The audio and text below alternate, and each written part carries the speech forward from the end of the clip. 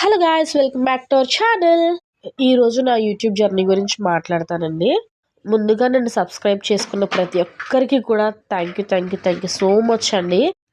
ఎందుకు అని అంటే ఫేమ్ ఉన్న వాళ్ళకి అలాగే నేమ్ ఉన్న వాళ్ళకి సబ్స్క్రైబర్స్ రావడం పెద్ద ఇబ్బంది ఏం కాదు. కానీ కామన్ పీపుల్కి ఏంటంటే సబ్స్క్రైబ్ చేయడం అనేది చాలా పెద్ద విషయం అనమాట. చాలా కష్టపడితేనే కానీ సబ్స్క్రైబర్స్ రారండి. కొంతమంది అయితే వచ్చినట్టే వచ్చి మళ్ళీ వెళ్ళిపోతూ ఉంటారనమాట. అది నేను ఫేస్ చేశాను కాబట్టి నాకు తెలుసు అనమాట. ఇప్పుడు సెలబ్రిటీస్ ఉన్నారనుకోండి, వాళ్ళు పెట్టిన కొద్ది రోజులకే చాలా మంది సబ్స్క్రైబర్లు వచ్చేస్తూ ఉంటారనమాట. బట్ కామన్ పీపుల్కి ఏంటంటే సబ్స్క్రైబర్లు రావడం చాలా గ్రేట్ అండి. అలాగే ఏంటంటే నాది కెమెరా కూడా క్వాలిటీ అంత ఏం బాగోదు. ఇప్పుడు యూట్యూబర్స్ అందరూ కూడా ఐఫోన్సే యూస్ చేస్తారు. నాదైతే వివో అండి. సో అందుకనే నాది ఇలా కెమెరా క్వాలిటీ ఇలా వస్తుందనమాట. అలాగే నా వీడియోస్ చూస్తున్న ప్రతి ఒక్కరికి కూడా థ్యాంక్ యూ అండి. థ్యాంక్ యూ సో మచ్ అండి.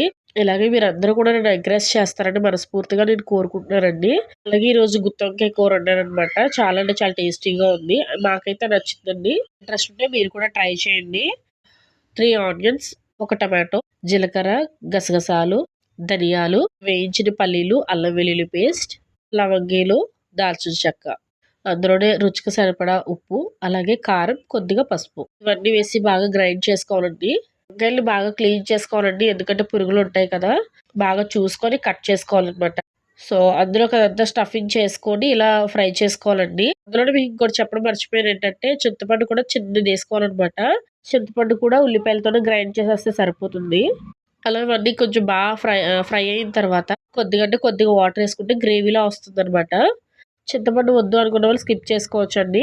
కర్రీ అయితే చాలా టేస్టీగా ఉంటుంది. మీరు కూడా ఒకసారి ట్రై చేయండి. Please subscribe.